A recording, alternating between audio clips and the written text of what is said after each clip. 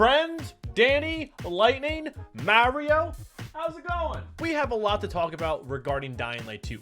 Think of this video as somewhat of a recap of a lot of the major things that are currently ongoing. We're going to talk a little bit about the current state of Dying Light 2, some things that are coming, and also a major announcement that I have for you. So I will be interviewing Timon Smektala very soon. For those of you that don't know, Timon is the lead game designer behind Dying Light 2 Stay Human. Very important, very major for the Dying Light 2 community, because maybe for like the past 1 to 2 months, Timon and Techland have been going out and doing interviews of a lot of journalists. But the thing is, they're ordinary journalists. They're asking the basic games journalist question, which I'm not going to do. Every interview that you go and read now, it's basically, oh, how has development been? How has COVID affected it? How is working from home been? Like, yes, that's important to know, but we want to get into that good, juicy, quality stuff. So what my plan to do is gather up a lot of the questions that you guys have and go and interview Timon. I actually interviewed him one-on-one back in November. We chatted for maybe like 20 minutes. Very in-depth conversation, and this was all before the game was actually released, and now we've all played it and we have a lot of questions. So if you have any questions, comment them down below, or you can go into my Discord and also a community post that I did make a couple days ago. Those will be the areas where you can go and submit your questions. And here's the thing, I'm going to be honest with you, what I'm seeing right now is a lot of repeating questions. Don't go down there and ask the standard typical questions. I'm already going to ask him about PvP, cut content, the E3 mission, the E3 outfit. Don't worry about that. I got you. As fellow Dying Light 2 YouTuber Johnny Sins would say, think long and hard about this. It's a major opportunity for discussion, talking about the past, present, and also future of the game as well. If you see someone ask a question that you agree with, reply to them so you can upvote it. Now that we have that out of the way, there are some other things that I want to talk about regarding the current state of Dying Light 2, especially with April. As you know, April was supposed to be a big month for Dying Light 2. At the end of the month, we're supposed to be having a major big update patch coming. On April 5th, it was stated that the team is working hard on patch 3. It's going to be one of the biggest patches that they release, fixing a lot of issues with co-op and single player mode, and also introducing the glorious, beautiful New Game Plus. It's probably gonna be a nice big juicy 10 to 20 gig update if I had to put my money on it. All we know is that it's coming in April, and if you haven't noticed, April's slowly closing right now. Which actually goes and leads me to my next concern.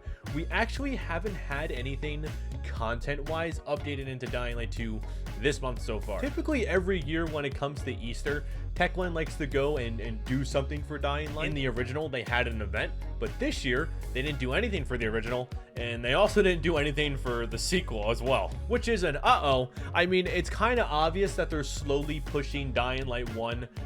They're stopping support on it. It's very clear to me that Techland is just going to go and prioritize Dying Light 2 moving forward. It just makes sense for that to happen. I wish it had a nice slow phase out, but with the lack of the Easter event, I think they're kind of just stopping it. That's just me spitballing and speculating, but from the evidence that is presented in front of me, that's what I think. But the content doesn't end here, friends. If we go and head to the Dying Light 2 roadmap, we actually see that there's supposed to be a series of events for Mutated Infected, supposed to be starting in April.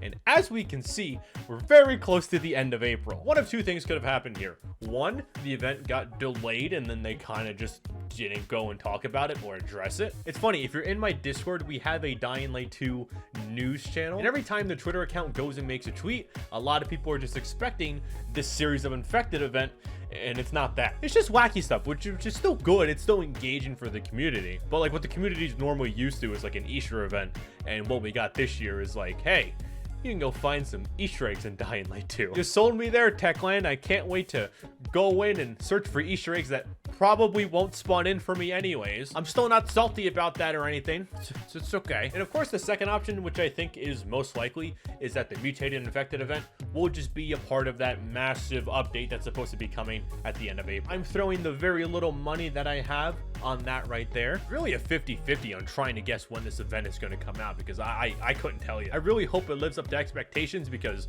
the content that we've gotten so far is very lacking. I've said this before, but I really have no desire to get onto Dying Light 2 right now, and based off of the polls that you guys have been voting in, a lot of you agree with me. Like those parkour and combat challenges, not worth loading back up. We're in a content drought, friends. This is the part where all your favorite YouTubers, are looking for content to make. They're trying to expand to other games because they don't have much to work with. Little inside scoop for you right there. The proof's in the pudding, just look at it. But before we do conclude, I just want to make this known out there because it is a rumor and leak that is circulating, but there's been a massive Elysium DLC leak.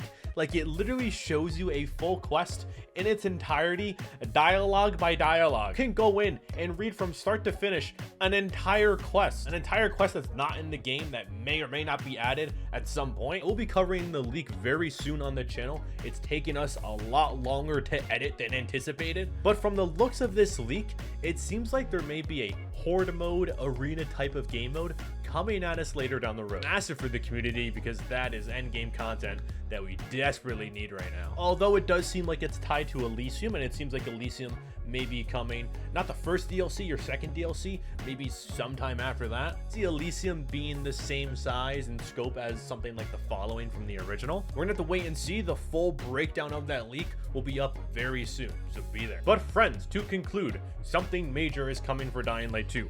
We have that Infected event, we have New Game Plus, we have that massive April update coming. We also have that leak about the horde mode, arena type of game mode that may be coming. But the big one that I keep hammering into you guys is that interview with Timon. So like I said, if you want a chance for your question to be featured when I interview him, comment down below and let me know. And with all that said, if you want to go and see some amazing content from me, you can click on some of these videos right here.